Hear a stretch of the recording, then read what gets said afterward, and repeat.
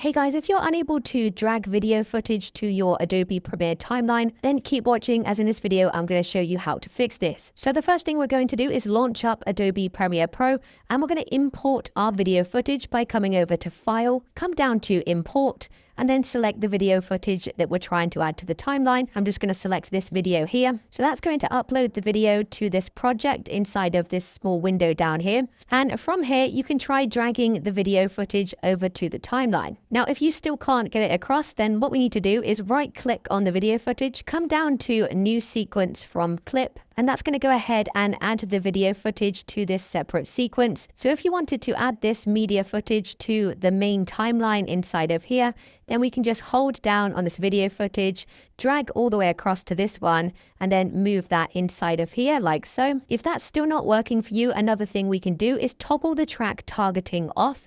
And to do this, you just need to uncheck these blue boxes all the way down like so. So I'm going to get rid of all these blue boxes. And then once again, you can try dragging your video footage to the timeline. And then finally, if that still hasn't fixed the issue for you, what you can do is come up to this top navigation and select Window, come all the way up to the top and hover over Workspaces. And then we can scroll down and select Reset to Saved Layout. And that's just going to reset all of your Adobe layout like so. So let me just close this panel. And then once again, you could try dragging your video footage over to the timeline. And that's it, guys. By following all of the steps in this video, that should have now solved the issue. If you did find this video helpful, then please consider dropping a like and subscribing.